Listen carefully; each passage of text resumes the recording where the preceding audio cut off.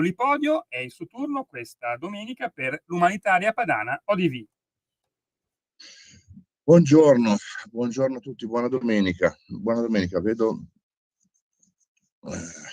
Doveva essere una trasmissione ovviamente direzionata nel confermare il fatto che stiamo lavorando anche un po' nel silenzio, ma stiamo organizzando una serie di aiuti urgentissimi che vanno nella direzione ovvia della nostra Emilia-Romagna, colpita settimana scorsa da un disastro che ha toccato aziende, persone, anziani, ospedali, parrocchie, Riviera, che si è trovata poi tutto quello che è stato portato dai fiumi sulle spiagge, perché il mare restituisce tutto sempre, dovremmo ricordarci bene.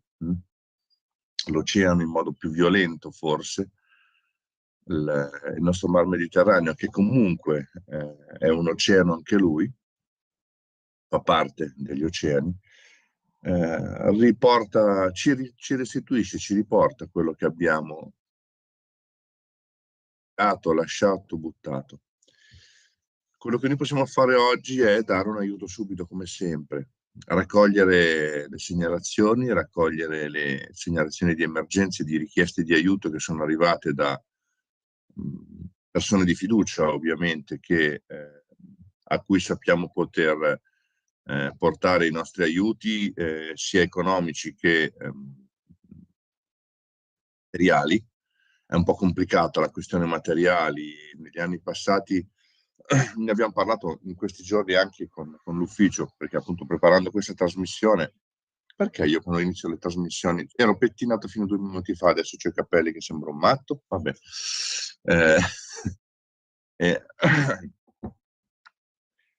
Quello che noi facevamo anche in passato era riempire il magazzino di ogni cosa che magari a noi non serviva più e che poteva essere utile per altri.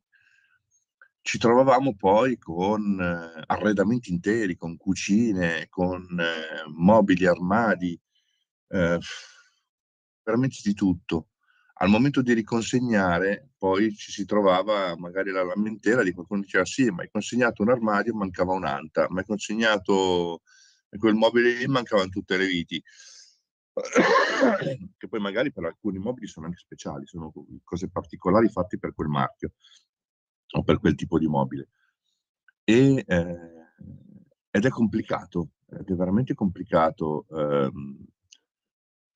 portare questo tipo di aiuto, che se andiamo a guardare è quello più necessario in alcune famiglie, in alcune centri. Io le chiamo le parrocchie, li chiamo i centri, sono quelli più importanti oggi, o la casa ovviamente, ma sono i primi punti di riaggregazione della gente. Io ricordo tanti anni fa, dopo il terremoto in Emilia, quando portammo, adesso mi sfugge il paese, mannaggia, mi sfugge davvero, ma fu un'esperienza molto importante. Abbiamo portato un modulo abitativo, quello che poteva, nel mio mondo lavorativo, quando andavo nei paesi arabi o quando andavo in giro per il mondo nei cantieri, magari dove stavano costruendo un impianto, eccetera, c'erano o una raffineria o punti di estrazione nel deserto. Gli uffici erano sempre dei container, dei moduli assemblati. C'era l'inizio con 3 lati, poi c'erano i moduli centrali, c'era il modulo finale che chiudeva un po' tutto e diventava una grande sala, un grande salone dove si poi mettevano le scrivanie, gli uffici, eccetera. Trasporto, erano 2 camion, ha portato ai tempi questi 3 moduli che abbiamo poi insieme assemblati, abbiamo portato questa donazione in un oratorio. Sembra una roba assurda che non ha senso, ma per ridare in quel posto un inizio di comunità, quella che c'era prima, gli anziani che hanno di nuovo un posto dove andare a chiacchierare e giocare a carte, per esempio, o anche i giovani un punto dove tornare a essere compagnia. E da lì si ricomincia. Da lì ritorna un po' di ottimismo, ritorna la fiducia, ritorna la voglia di fare. E a ringraziare tutti i ragazzi, tutti i giovani. Ho visto poche sardine andare a spalare, ma sguazzano altrove probabilmente, ma ragazzi con cuore in mano, veramente, oltre che la pala in mano, che sono lì a dare ancora oggi un grande aiuto alle famiglie, e tanto da fare. Quello che ho visto poi negli ultimi 4 giorni, anche Brescia, disastro, il bresciano disastrato. Quello che mi ha fatto paura in alcune riprese, vedere i fiumi con minuti di passaggio, a parte di acqua, con una velocità e una potenza spaventosa, ma quindi con livelli molto alti, fango, eccetera, ma coperti nella parte superiore da spazzatura e legna, tanta legna. Quella legna che quando incontra un ponte che va via a filo diventa diga, e quella forza fa un po' le dighe come fanno le dighe i castori, no? Fa muro, e quando fa muro l'acqua da lì non passa più, e quando non passa più da lì esce da un'altra parte, prima. Disastro. Dovremmo tornare un po' a guardare la storia, cosa facevamo un tempo, cosa si faceva nel dopoguerra, anche tra la prima e la seconda guerra mondiale, quando c'erano i momenti di secca, c'erano i carri, c'erano le persone che andavano a raccogliere i sassi, quelli più fini, quelli più grandi, quelli più fini per le strade, quelli più grandi per fare le case. Non era ancora un reato andare a togliere i sassi dal fiume, era una necessità, era fare in modo che il fiume rimanesse lì, perché i detriti vanno sempre verso valle, vengono sempre spinti più in giù. Fare in modo che non si creassero i disastri di oggi, che avvenivano lo stesso. Noi abbiamo alzato gli argini, al posto di abbassare il letto dei fiumi abbiamo alzato gli argini, perché abbassare il letto dei fiumi è un reato. Ma bisognerebbe avere una politica che riflette, che va a riaprire i libri del passato e va a riguardare un po' come si faceva a risolvere i problemi quando non c'era tutto quello che abbiamo oggi, perché li risolvevano i problemi, senza elettricità, senza macchinari, senza microprocessori, li risolvevano lo stesso.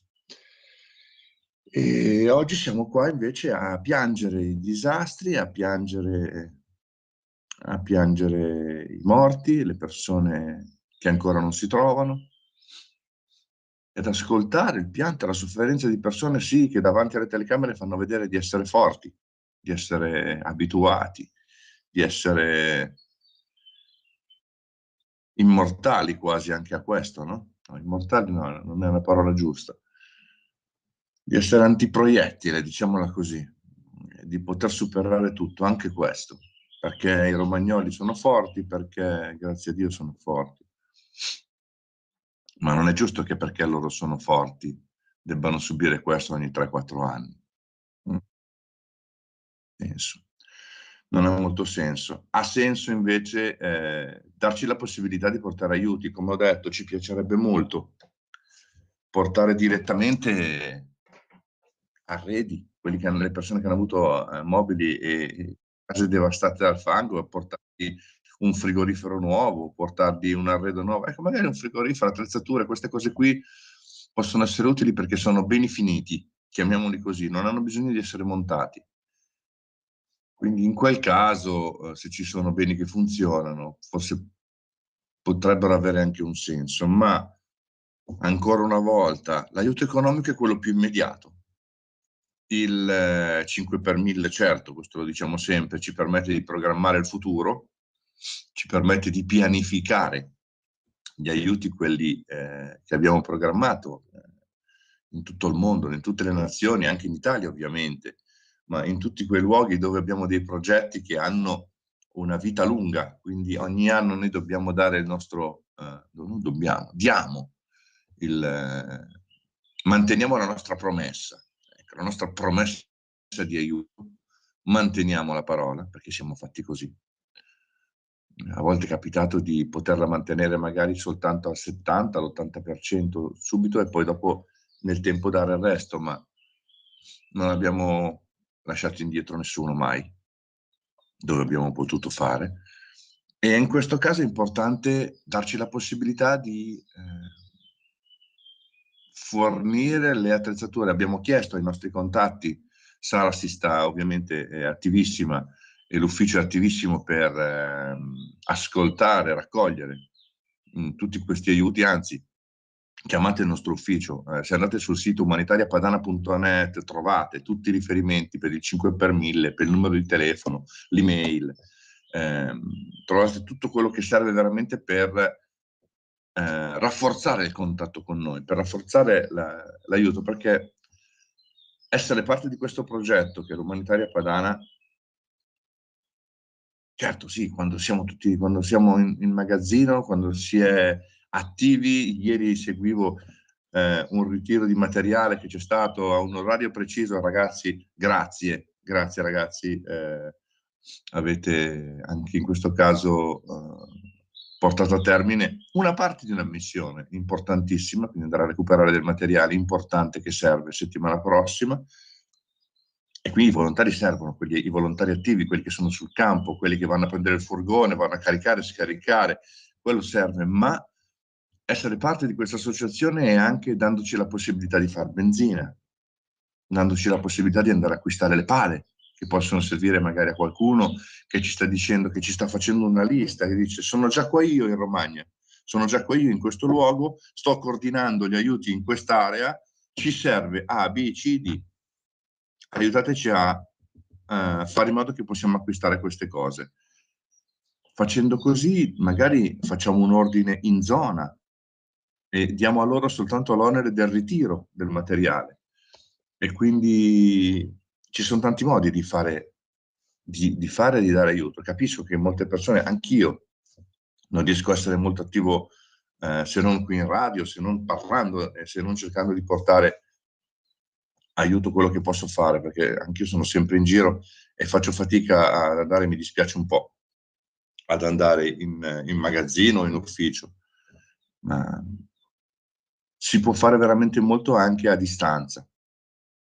Si può fare molto anche a distanza e quindi darci una mano a portare avanti sì, quelli che poi l'associazione chiama i macro progetti, sono quelli anche che durano tanto tempo, i progetti grandi, i progetti importanti, quelli che portano magari alla scolarizzazione di ragazze in paesi dove devi quasi riscattarle, le donne, per portarle a studiare. Ci sono paesi dove è necessario fornire, qualche anno fa avevamo fornito, non so se, anche con la CP avevamo fornito all'umanitaria tramite contatti tante macchine da cucire manuali, quelle vecchie, che tra l'altro qualcuno colleziona anche, perché dove non c'è corrente si poteva creare delle piccole aziende di tessitura, piccole aziende dove c'erano le donne che potevano cucire, quindi via, anche quelle cose lì. A volte le cose più che a noi sembrano inutili possono diventare grande risorsa per altri. Oggi però l'emergenza ci porta a essere veloci, dobbiamo essere veloci, quindi evitiamo di andare a fare i tour. Mamma mia ragazzi, ok, bello, no, bello no. Rimanere informati, quindi vedere i video che ci fanno vedere cosa è successo in quei luoghi in real time, quindi ripreso dalle persone e non filtrato dai media, perché fanno vedere quello che vogliono. Da una parte è una cosa molto importante,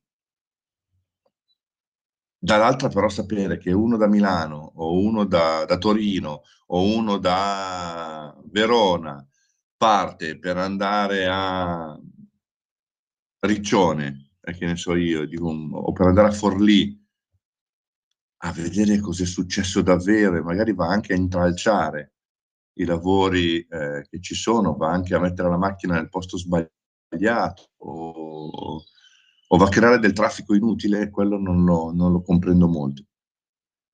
Importantissimo far passare le notizie, importantissimo far vedere quello che è successo realmente, è importantissimo che si indaghi sul perché sono successe queste cose, perché basta parlare di bombe d'acqua, di crisi climatica, cioè chi lavora in questi settori sa benissimo che i problemi e le cause sono altre. Lo dicevo prima, un video che ho visto stamattina dove per 1 minuto e mezzo di video si vedeva sopra un fiume tonnellate di legna e la qualunque che galleggiava sopra l'acqua con una velocità da paura, quello deve far riflettere, perché se passava solo l'acqua io potevo dire non abbiamo pulito il fiume sotto, è un po' più alto,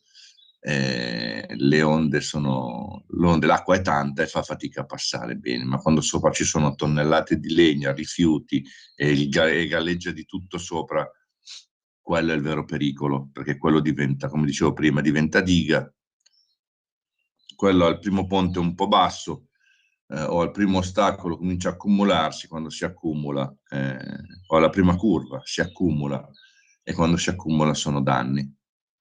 Sono danni da lì a indietro, perché davanti poi un po' si calma per un po', fino a quando poi non crolla quella struttura che viene creata artificialmente, ovviamente, dal momento, perché dopo l'acqua viene giù tutta assieme. Queste non sono crisi climatiche, queste sono altro, sono stupidità, sono date dalla stupidità umana. E qui mi fermo, non voglio entrare nella questione politica, che io non sono un politico, quindi non entro in quella materia come non entro in quelle scientifiche o mediche, cerco di non entrarci. Se non magari superato, passato un'esperienza personale, magari allora posso dire la mia. In quel caso ho visto quello e quello mi ha un po' turbato. Ecco. Diamo un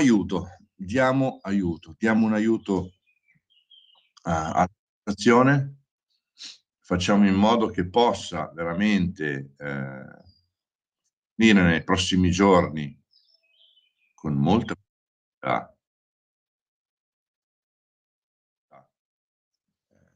le strutture, le attrezzature, non le strutture, le attrezzature che servono, perché servono le cose più strane, come ai tempi del terremoto, quando fornimmo attrezzatura invernale, perché era inverno e alcune persone di alcune associazioni legate alla protezione civile, non alla protezione civile diretta, ma associazioni di volontariato che davano una mano, erano in inverno, in mezzo alla neve, a lavorare con l'abbigliamento e le attrezzature estive.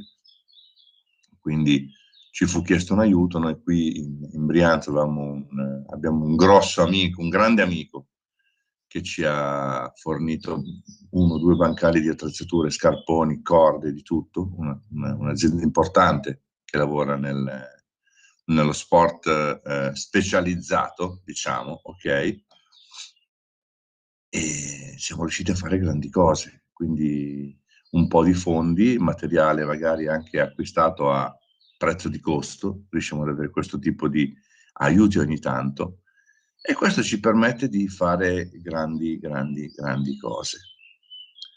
Ci serve una mano da voi, quindi mi raccomando, vi incuriosisco un po', per chi non l'ha ancora fatto, andare col proprio telefonino o con un computer, con un PC, ormai purtroppo ce l'abbiamo tutti in casa, o anche qualcuno dalla televisione riesce, andando se riesce a avere la connessione della televisione, riesce. Quindi andare su umanitariapadana.net, leggetevi quello che stiamo facendo, quello che abbiamo fatto fino ad oggi, contattate il nostro ufficio, qui vi do il numero 035 78 2022 782022, da lunedì a venerdì la mattina dalle 9 alle 12. E avete bisogno di informazioni, chiedetele. Claudio, ti fermo, abbiamo ancora 2 minuti in tua compagnia e abbiamo un ascoltatore per te. Eccoci, buona domenica. Claudio, scusami, io sono per strada, avevo perso il pezzo, mi collegavo ancora ai ragionamenti di prima, quando è intervenuto, sarò velocissimo, il capogruppo al Senato della Lega Romeo, no? Che è una persona che ammiro e stimo tantissimo. La questione di Bonaccini, finisco, tanto complimentandovi con chi come te, essendo molto giovane immagino, fa il volontariato, è Grazie. che dobbiamo essere noi cittadini dell'Emilia Romagna a decidere se vale la pena che sia lui, perché purtroppo quello che abbiamo su di lui è un dossier, come si dice, talmente grande di lui e anche della signorina Elise Line, di dimensioni spaventose, che non ci consente di credere che sarebbe l'uomo giusto. Lui deve finire il mandato del terremoto, lo finisce e poi ne troviamo un altro. Io ti devo dire la verità, sai cosa sto pensando? Che forse è meglio che se la prenda a carico la Presidenza del Consiglio, perché assieme alla Lombardia e al Veneto, l'Emilia Romagna è la regione locomotiva di questo paese. Non si può permettere che chi l'ha messa nei pasticci la riporti a una condizione per magari nascondere tutto. Conosciamo bene queste persone, tutto qua. Comunque, buon lavoro e a presto. Ciao. Grazie. Ciao. Questa è una riflessione politica, giustamente il buon Romeo avrà detto la sua. Io purtroppo prima non ho fatto in tempo ad ascoltarlo, ma lo riascolterò dopo. Sì, è come ridare le chiavi a uno che ha appena fatto un frontale con la macchina. Gli dai una macchina nuova, gli dai le chiavi e dici ok, vatti a stampare un'altra volta, magari a fare danni un'altra volta. Sì, quando uno non è capace, dimostra in 10 anni di aver fatto più danni della grandine, potrà essere sempre colpa degli altri, può dare la colpa anche al Padre Eterno se vuole, mi scusi il Papa, ma quando succedono sempre lì e quando arriva sempre qualcosa perché non si è fatto qualcosa, bisognerebbe pensarci un po', ecco, sì. Io nella riflessione non politica, se dovessi pensare ho un volume di soldi da dare e a livello come governo, come Europa, da dare per dare un aiuto subito al territorio, sicuramente ci penserei 2, 3 volte, 5 volte prima di ridarglieli in mano loro. Perché penso che di soldi ne abbiano già usati, io dico usati abbastanza, restituiti abbastanza, l'incapacità palese è lì tutta da vedere, purtroppo. Poi parliamo che il problema è la crisi climatica, così ci pariamo il culo tutti, scusate il termine, se ho usato il termine pariamo, la colpa è sempre di qualcun altro che non possiamo definire e quindi andiamo avanti così che andiamo tutti bene. In Emilia-Romagna dovrebbero pensare chi ha votato Bonaccini, chi ha messo su Bonaccini, chi non ha voluto cambiare nonostante decenni di disastro, a chi andava bene così, a chi ha continuato ad andare bene così e poi bisogna non tanto dire ve la siete cercata, che è troppo facile da una parte e tifosamente brutta come cosa. Bisogna dire alle persone diamoci una mano, ma porca miseria. Diamoci una mano, ma porca miseria, appunto. Bisogna cambiare qualcosa, c'è qualcosa che non va. E non è il clima, fidatevi, e non è il CO2. Stiamo ammazzando l'agricoltura dandogli le colpe del 2-3% del problema globale. Come quando si cercano di fermare le automobili perché ci sono le polveri sottili alte. Le automobili non c'entrano niente, però fermiamo quelle, che così riusciamo sempre a colpire la gente. Colpire la gente, multare la gente, sanzionare le pecore che isolate da sole non si lamentano, non scendono in piazza perché hanno troppo da perdere.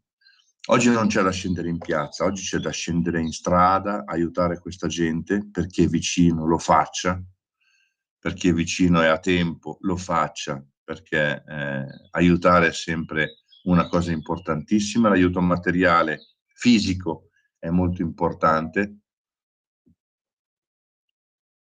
Ai ragazzi, ai giovani che avete forza magari, rinunciate magari a qualche giorno di vacanza. Adesso le scuole stanno finendo. Quella può essere una grande scuola invece. La solidarietà è una grande scuola. Si aprono dei mondi a volte aiutando. Si aprono dei mondi che neanche immaginiamo.